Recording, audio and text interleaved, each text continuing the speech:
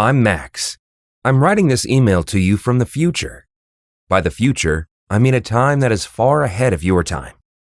To be exact, I'm sending you this email in the year 2061. I am 51 years old. We can't travel in time, but we can send emails to the past, and I wanted to write you about what happened to me. When I was a little boy, my family and I had certain differences of opinion.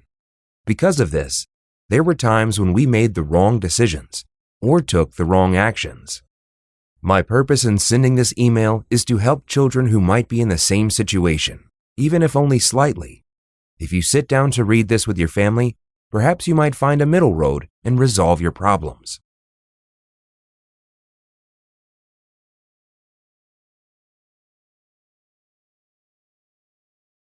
The year 2021.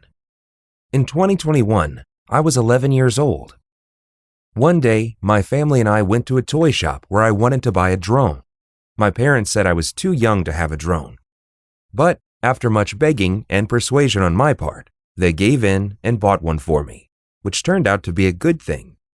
I spent a long time trying to fly my drone without much success. It kept crashing into trees or falling to the ground, but I obstinately carried on trying. And what happened? I finally managed to fly it. Of course, it took me months, but in the end, I succeeded. I was able to fly my drone at any speed I wished and do all sorts of maneuvers. Everything was going excellently. I had been rewarded for not giving up and persevering. However, one day while flying my drone in the garden, I felt a pang of sudden curiosity. What was the highest my drone could fly? I turned the drone's nose to the sky and steered it upwards as fast as it would go. It went up, up, and up. Then suddenly, it was out of control and spinning in the air. The drone crashed, hitting the ground at full speed, and, as you can guess, it broke. When my family heard this, they came running out, yelling, "You never value your toys! Were you bored with it? Is that why you broke it? Why can't you be careful? That toy was almost brand new." The questions eventually stopped, and I went to my room with my broken drone. I was very upset. I wanted to throw it into the bin, but then I caught sight of all the pieces inside it. I had been playing with this drone for months, but not once had I wondered what was inside or how it worked. It was already broken, so there was no harm in having a poke around inside. I removed all the parts. I didn't know what many of them were for. I was starting to get really interested, and I decided to do some internet research to find out the functions of all the different parts. Engine, propellers, ESC, electronic speed controller, batteries, control board. The list went on. But I had found the information I needed, and then a completely new question entered my head. It can't be that hard to make a drone. What if I was able to make one myself? And I got to work.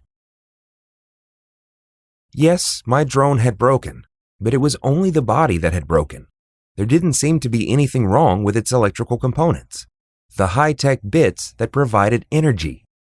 I could easily make a body to carry the electrical components. After doing more research, I concluded that the bodies of airborne vehicles need to be made of materials that are light but durable. With this in mind, I set about making a drone body out of plastic rods, and I put the electrical components inside.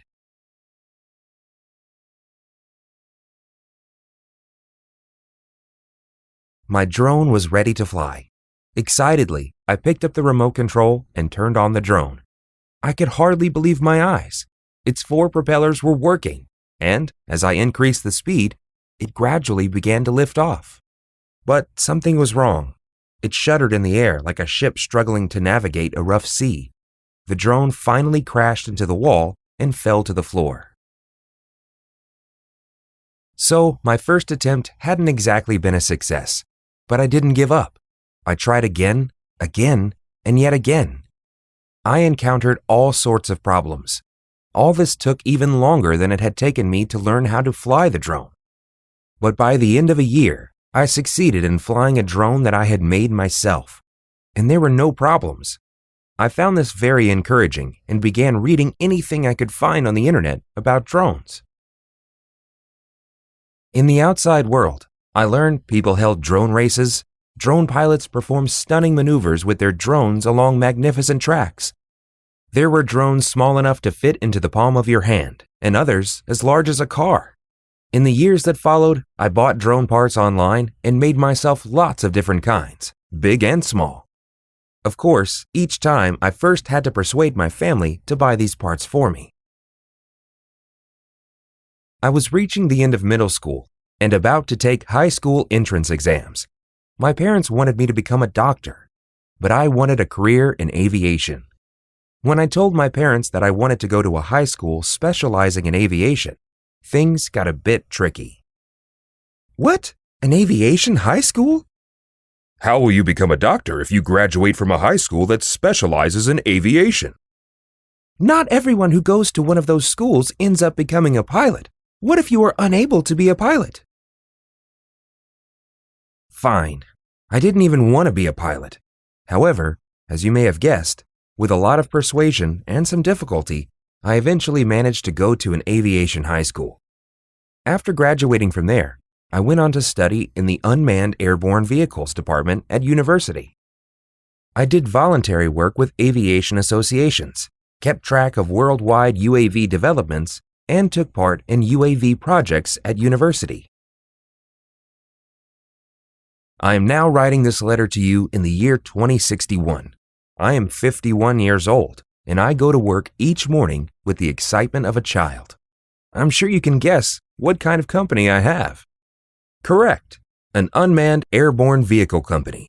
You'd be amazed if you could see how drones are being used nowadays, but you will do when you reach the year 2061. To get an idea, go online and type uses for drones, and you'll see how drones are now being used in your time. Then, imagine all the other uses drones could have in the year 2061, when technology will be much more advanced. I think you'll understand what I'm trying to say. At the beginning of my email, I said that I wanted to help children who were having differences with their families.